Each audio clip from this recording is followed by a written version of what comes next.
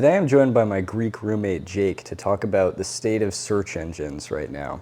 A couple days ago I made a post on my community section where I asked people what search engine they use.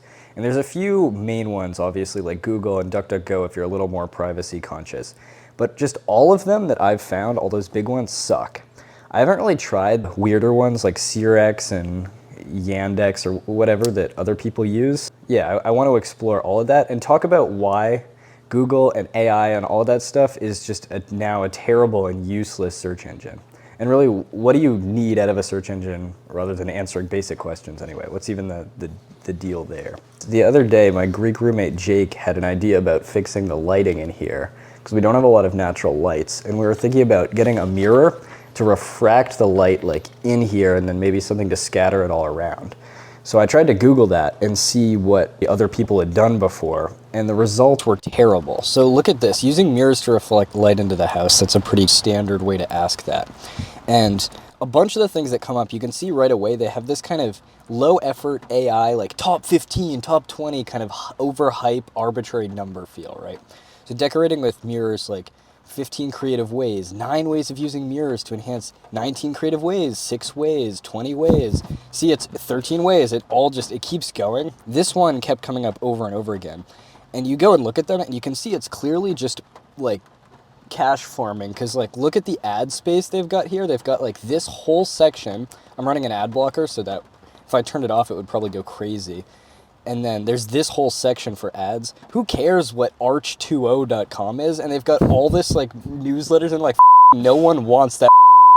You really think that I'm going to be going on the Pinterest of Arch20? Or the LinkedIn? What is that logo? That's the RSS feed. That's like old internet. You'd have like kind of blogs you'd sign up for. Oh yeah. Yeah. For Arch20. Oh, hell yeah. I love that. These are all like, I don't know if this is AI maybe, but it's probably like some stock photography that's hella cheap. Look at all their icons. What's that? Wait, is that all to connect to this guy? Wow. Wait, what is that logo? I don't even know. Flipboard! What the Flipboard? Like, I could understand, okay, like, maybe Reddit, Facebook, LinkedIn. Like, LinkedIn, Share on print. Twitter, share on... Send to a printer. What does that... Dude. Tumblr, too. But yeah. Wow. Like, and then you read the writing and it's all clearly, if not AI, it's like the most basic, like factory farm. Decorating with mirrors is a timeless and versatile way to add elegance and style to your home decor. Okay, who cares? Oh, wow. They not only reflect light, but also create the illusion of more space. Who would know that? And then every result is just like more and more like terrible. And then you can see also, they're clearly paying the big bucks to get on the front page of the search engine. Let's change this query a little bit. Using mirrors to, I don't know, like, I bet you if it's not top, we can find the same link within a few. Okay, there's the one from earlier. The same result appearing for a pretty different thing. But it doesn't matter because they're all the fucking same article. 19 ways, 10 clever ways, 9 ways, 10 ways. And yeah, just what you want is like some authentic, like old time, a real person wrote this and like did the same thing. And I was even let's try to be like very specific. Using mirrors to better illuminate a room. Yeah, a room. Maybe like even like light refraction device or something, you know? So it's clear we're like trying to rig something up. 9 ways of using mirrors to enhance light in a room. 19 create. And you might think like, oh, DuckDuckGo, you're just using a really like... So I tried some other search engines. I think the main ones were Kagi and Quant. The thing is, these results come up for, like you see the same 19 things, even on these theoretically better search engines. It doesn't seem like they're actually all that much better. You know, I think actually it might be more to do with the sloth websites rather than the search engines.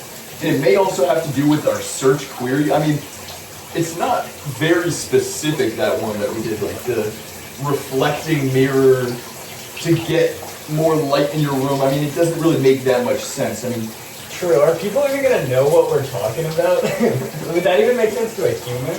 But yeah, I don't know. Search engines that claim they have this like superior quality results and they're showing the same sloth things, it really does seem like it's more a problem of just private companies like farming search engine optimization. Oh, my piece is ready. All right.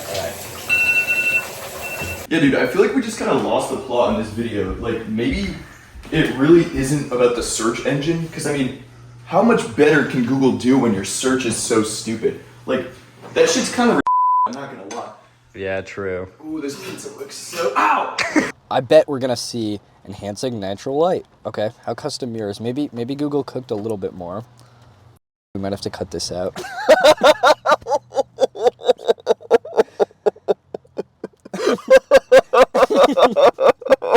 Fuck, we might need to cut this out. Dude, this shit ruins my entire argument. No, but wait. It's still just, even rooms with limited natural light, custom mirrors can play a role in brightening the space. They're saying nothing, like, it was a little more specific, but this is still just such... It's clearly, they're getting you for a free home consultation. The only reason they're writing these is to drive business value. And clearly, this is a successful enough thing that they can bribe their way to the top of Google. Yeah, I obviously fucking know what a mirror does. Like, you don't need to tell me that they reflect. Mirrors operate on the principle of reflection. You know, this is like kind of a specific thing, like, Yeah. you know, wanting to use mirrors to, you know, illuminate a room or whatever. It's like, I don't know. Like, does that make sense to a normal person? You know? I mean, if you were to ask just anyone, like, oh yeah, you know, I want to light up my room better with mirrors, and then they'll be like, oh, okay, so you're gonna put them by your lamps or like something like that. Like, they might not be thinking in the same way as us, where we're getting the light from the outside and channeling it. Maybe we should record somewhere else where we have like a section where we explain our idea more. I think we got a good amount of stuff off of this. We should start drinking and then hit the road. Are we allowed to drink on YouTube? I looked up, can you drink on YouTube? You know, obviously asking if you're able to like drink in one of your videos, and it said something along the lines, we can show it on the screen, but it said, yes, you can drink while watching YouTube. It's just, it's like they used like a GPT-4o nano model that doesn't have like a very good worldly context, you know, that could understand that kind of basic human knowledge. Absolutely pathetic. But now it's ambiguous, so we don't actually know whether or not it's okay to drink on YouTube. so we're gonna drink. So thinking about it, like the example we came up with is like super specific, and it might just seem like we're kind of cherry picking something, but I'm gonna trust you to like be a smart person and go off, dude, really? Go off on your own. Oh my god. Dude, drinking ouzo straight like that is not how it's done culturally. Yeah, that's a specific example, right? But just go and try to Google anything. AI can give you a high-level summary, but I'm really not talking to a broad audience here. I'm talking to the geniuses, well, not geniuses, just people in my audience who know what I'm talking about and can go look and see the same results with everything. Ugh. All right, a few more and then let's hit the road. Yeah.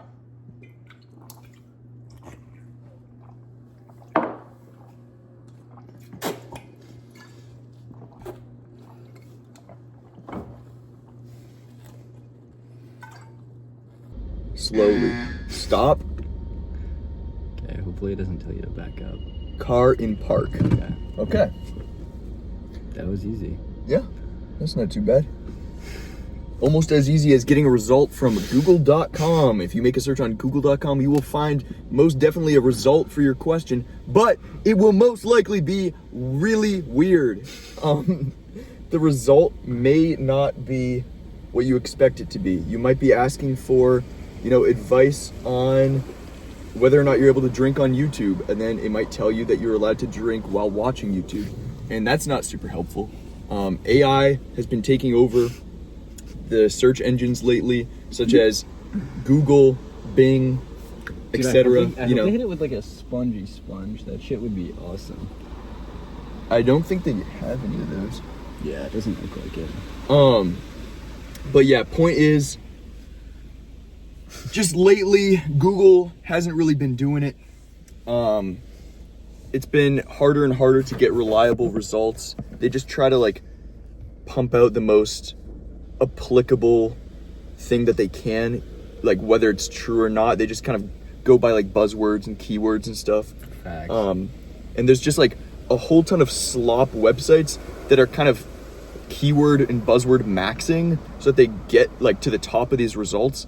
So when you search for something, you're probably just going to end up getting just garbage.